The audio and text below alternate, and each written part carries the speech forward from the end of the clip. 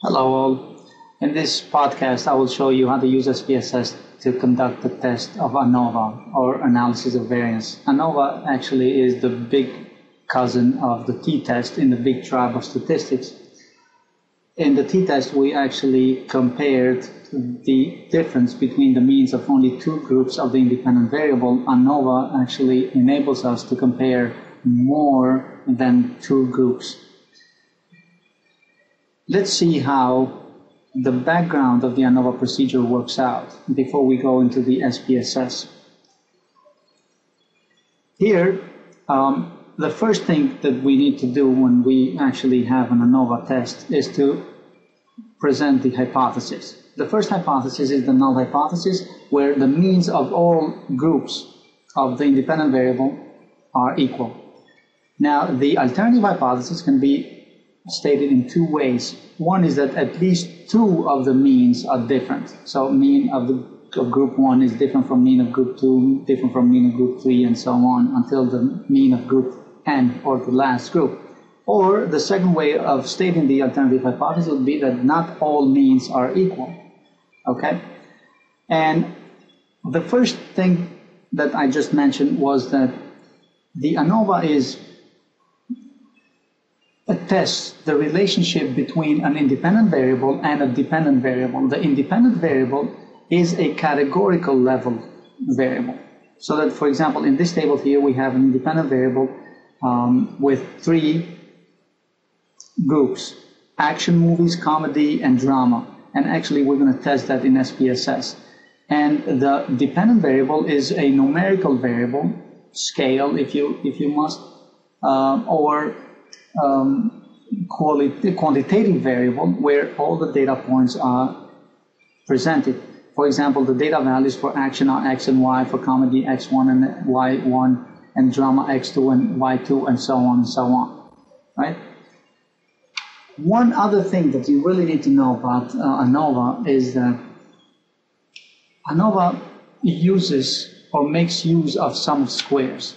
You have actually seen this formula before, where the variance of a numerical variable, right, is equals to the sum of squares or squared differences divided by n minus 1. N is the number of all data points, right, where the degrees of freedom is n minus 1. So in this case, what do we have here in the numerator? The numerator, we have x minus x bar, which is the deviation of each data point from the mean of the sample. Square that deviation, right, and then sum them up. So sum of squares is right here in the numerator. The denominator is n minus 1, which we already know that that's the degrees of freedom, because degrees of freedom is n minus 1. Remember always, the degrees of freedom is something minus 1. In this case, it's n minus 1. Okay, so that's the variance of a variable. Now, so what is the sum of squares? Sum of squares, SS, now equals the numerator, which is sum of all squared differences. So that is the definitional formula. What about the computational formula? Computational formula is a little bit easier to compute. That's why it's called computation formula, because the sum of squares now will be the sum of all x's squared. So you take all x's, square them, and sum them up, minus you take the sum of all x's or data points, and then square that sum divided by the number of data points, or n, right? So we got the sum of squares. What about ANOVA? How do the sum of squares fit into ANOVA now? ANOVA uses an F ratio or F test measure. Now the F test would be a ratio of something over something else. So what is this ratio now? When we have the sum of squares, right, we can compute the mean squares. The mean squares usually is the sum of squares divided by the degrees of freedom, right? What is the sum of squares? Sum of squares is this numerator right here. What about degrees of freedom? That's the denominator in this formula. So the mean square actually is nothing else but the variance of the variable. So ANOVA now if you can intuitively understand, is actually comparing the variances of the variable, or the variation between the groups or categories of the independent variable. So here's another hint. Here's another way that we can actually look at the ANOVA. You know, if we must approach it intuitively. So this F, right, we may think of this F as a measure of how well the categories of the independent variable, right, explain the variation in the values of the dependent variable. All right? So if the categories of the independent variable are totally useless, meaning do not explain anything in the variation of the data points of the dependent variable, then this F, right, will equal 0. But as the categories of the independent variable, such as action, movie, drama, movie, documentary, and so on, begin to explain or account for some variation in the movie sales, which were X and Y's, and we will see that data set, right? Then F starts to get larger. Now, the better the independent variable explains the dependent variable, or the variation in the dependent variable, right, the greater the relationship between variables and the larger the F becomes. So now when the categories of the independent variable explain nearly all the variation, right, in the dependent variable, F grows extremely large, approaching infinity as a limit. Okay? So if the F is small, it means that the independent variable explains only a little bit of the variation in the dependent variable. But if the F is large, that means that the independent variable is a good indicator or a cause of the variation in one of the causes of the variation in the dependent variable. So that's the intuitive approach towards the F value, and that's the intuitive approach towards the understanding ANOVA. Okay, so in the mean of squares, we have to really see the total mean of squares, which is taking all data points from all groups and then finding the mean square, which is sum of squares of all data points divided by the degrees of freedom of all samples that we've taken. One other thing here is that when we have an independent variable with many groups, right, we will have to see the sum of squares, or the variation between groups and the variation within groups, right? The variation between groups sometimes is called the variation of the model, how good these data fit the model, right? And the sum of squares within groups, or the variation within each group, right, will be called the sum of squares of error, right? Which means that the variation, right, that we see in the dependent variable actually does not explain anything, because all that variation exists within each group. So groups are not actually now one of the causes for the dependent variable, but it's the variation within each group. So the variation of the model, variation between groups, plus the variation within groups, or the error, will make now the total variation, or total sum of squares. Now, sum of squares of the total, okay, here will be, as we saw here, right, the sum of squares, the computational formula. But what about the sum of squares between groups? Sum of squares, okay, of the model that explain the variation. It's SSB or SSM between groups, or M for model, which is the sum of all x's squared divided by the number of points in the first group, sum of squares, sum of all x's in second group squared divided by the number of data points in the second group, and so on until the last group, and then subtract from that the sum of squares, or the sum of all x's total squared divided by the number of all data points. Okay, I will leave the explanation here and then move on to the SPSS, conduct the procedure, see how the output comes up, and then explain that output. And we're going to go again over all of these things that we talked about. I will go now to the moviesales.sav dataset. Here, I am very interested in finding out how good the genre of the movie explain the total gross of the movies in general. The first variable, the independent variable, is the genre recoded. Okay, I took this variable here, genre, and then I recoded into less categories, only 4, because it makes it a little bit easier to understand. And then the dependent variable is total gross, which is the number of, in terms of the dollars, that these genres of movies grossed. Okay. Now, as you can see, these are big numbers in millions, right? So we will see a lot of big numbers here in the output.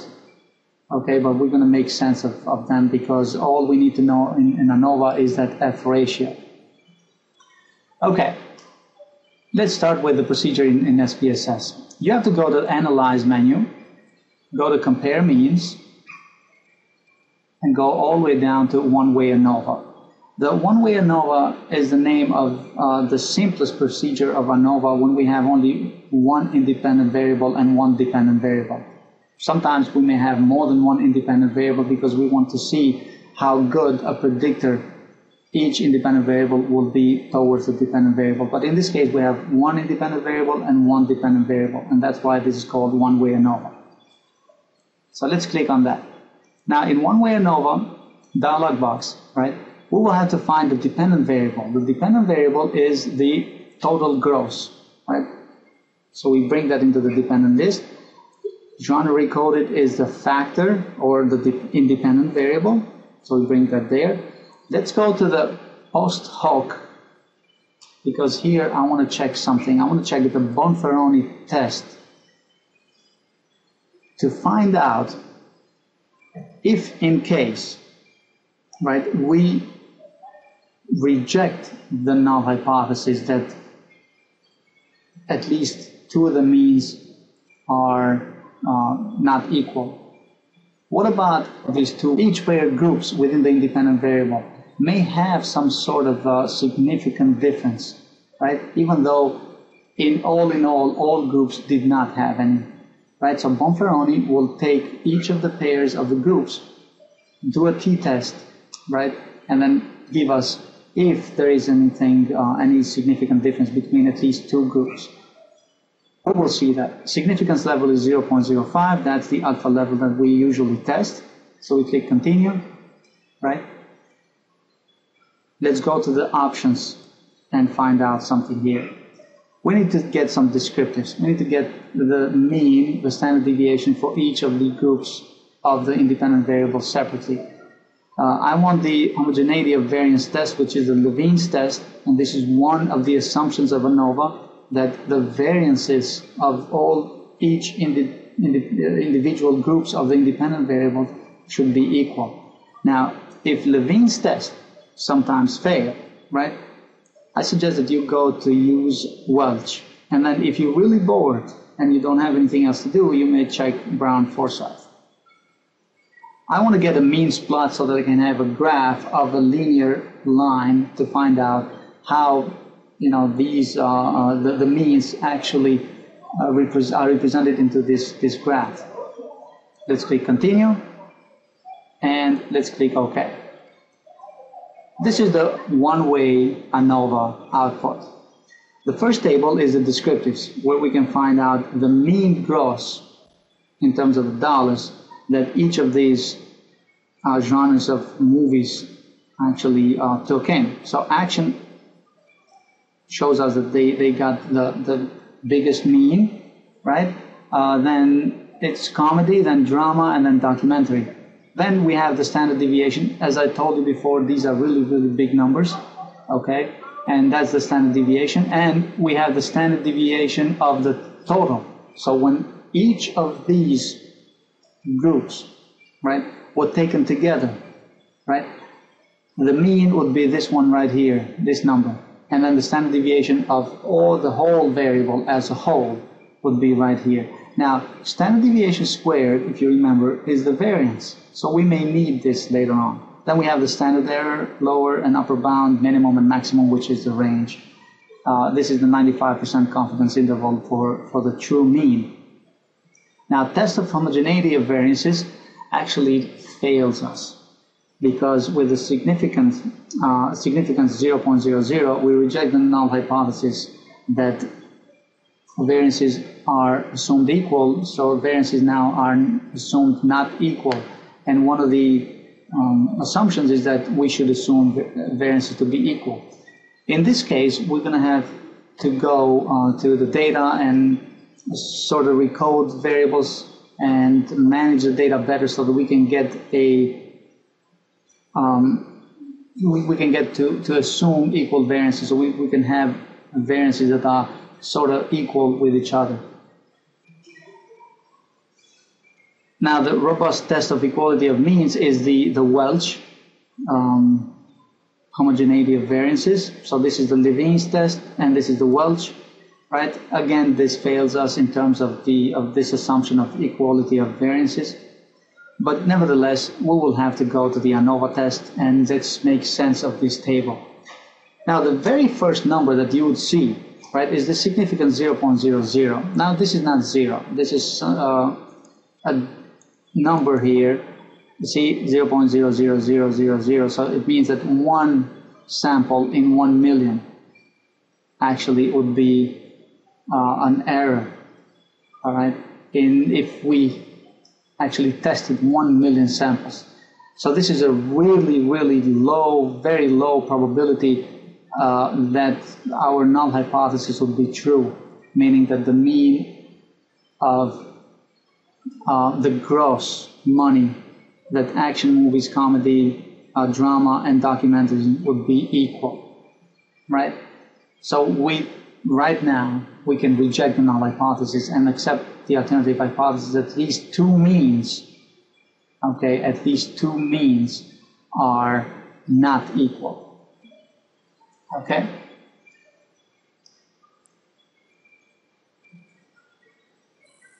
But let's see now these two lines that we have here, between groups and within groups. The between groups is the model, right? Sum of squares of model, this number right here that we see, which if we double click on the table and double click on the number, we will see the real number here, which is really, really, really big. Now, as we saw, this number here was computed by this formula right over here, SSB, which is sum of squares of between groups, okay? And we got this number here. Now, this is the sum of squares, or the variation within between groups of action movies, documentary, drama, and comedy, right? So that much variation is going on in between groups. So this much variation is explaining the variation in the dependent variable. So this is how much the independent variable explains the dependent variable. What about within groups? Within groups, actually, if we see, this is a larger number. So a lot of variation actually is going on within each group, right? So a lot of error is there. Okay, so a lot of variation in the dependent variable in the gross total income of these movies is actually happen because of the variation within each movie genre. Okay, so there is not much difference going on between each movies, but it's a lot of variation or deviation going on within each genre. Okay, so, and the total would be the sum of squares between groups plus sum of squares within groups, and that would be the total sum of squares. Now, the degrees of freedom for between groups is the number of groups minus 1. So we had 4 groups: action, comedy, drama, and documentary. minus 1 would be 3. 115, okay, would be the number of cases minus 4, 1 for each group, or the number of all cases for group 1, action minus 1, plus the number of all cases for comedy minus 1, plus the number of all cases for drama minus 1, plus the all cases for documentary minus 1, or the whole number minus 4, since there are 4 groups, and that would be 115, or 119 minus 4, right? And the total number of degrees of freedom would be 118, or the total n minus 1, or the sum of all these 2 degrees of freedom, 3 plus 115. You see that the total actually sort of balance out. Now the mean square, this number here, would be the ratio of the sum of squares between groups divided by degrees of freedom for between groups. And the mean squares for within groups would be the sum of squares for within groups divided by its degrees of freedom. So these are the 2 numbers that we get for mean of square and between groups or the model, and within groups or the error, right? So we can see that the mean square for between groups, the model, actually is a bigger number than the mean of squares for within groups, because we can see this scientific notation E has 16 numbers, okay, after 1 before you put a decimal place, and this has 15 numbers after 1 before you put a decimal place. For example, let's count 1, 2, 3, 4, 5, 6, 7, 8, 9, 10, 11, 12, 13, 14, 15, right? So it's 1 plus 15 numbers making 16 altogether. This is 16 numbers plus 1, 17 numbers altogether. And the F ratio of the ANOVA would be the ratio of the mean squares of the model divided by mean squares of error, or the mean square of the number of between groups divided by the mean square within groups. And this is the F ratio. And we said that the larger the F ratio, the more the independent variable explains the variation in the dependent variable, which means that this F now is a little bit large in that the movie genres actually explain a lot of variation in the total gross that these theaters get. So action, for example, gets a lot more money than comedy, and comedy gets a lot more money than drama. So these categories of the independent variable, action, comedy, drama, and documentary, the genres, actually are significant, are very, very significant in terms of how much money they bring. So we would, the null hypothesis now is rejected, since the significant p-value is smaller than 0.05. So when you reject the null hypothesis, you conclude that you accept the alternative hypothesis. Therefore, there is a significant difference, a very significant difference between the total gross that each of these movie genres bring about in the movie theater. Okay? Let's move down here to the Posthoc Test, and this is the Bonferroni Posthoc Test. Whenever you see this mean difference here, right, and then an asterisk right next to it, it shows that there is a significant difference between the means of the total gross in terms of only two groups of the independent variables. So, for example, action genre is has a significantly different mean from comedy, drama, and documentary. Why? Because all of these mean differences here have an asterisk, which means that the significance is less than 0.05, and you can see that the significance right here in this column is smaller than 0.05. So whenever you see this asterisk right here, it means that that particular pair of groups of the independent variable is significant in terms of their mean difference. Okay, so documentary, for example, is and action, they do have a significant mean difference at the alpha of 0.05. Actually, it seems right here that the action movies bring a lot more money, so that that particular genre or that particular group is significant when matched with any other individual group within that independence variable of movie genre. Now, the mean plot right here gives you a visual representation of where the mean actually stands for each of these 4 different categories: for action, comedy, drama, and documentary.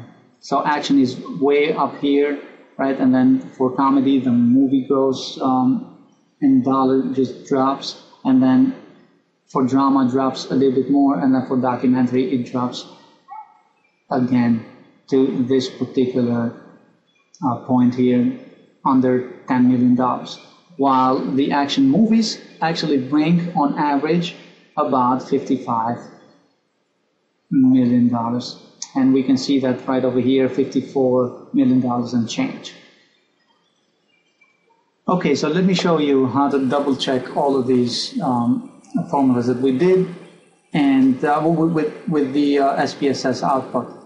Okay, so we found out that actually the variance was the sum of squares divided by degrees of freedom. Okay, so the variance was the sum of all square differences divided by n minus 1. So let's see what's going on here.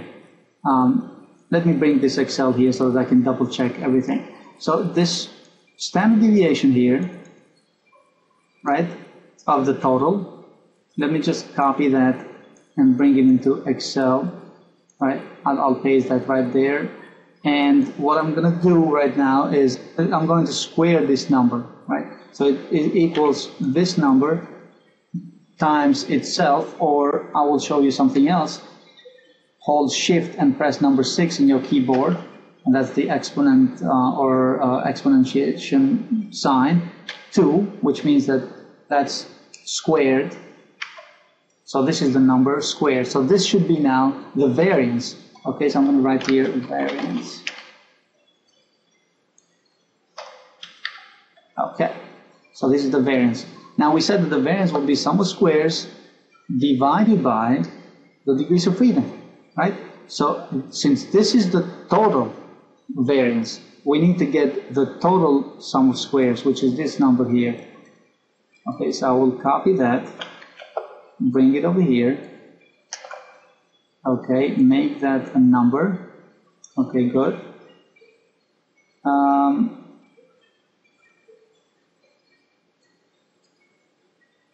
401653408. This is not really exactly the same, because right now I will have to do 3408.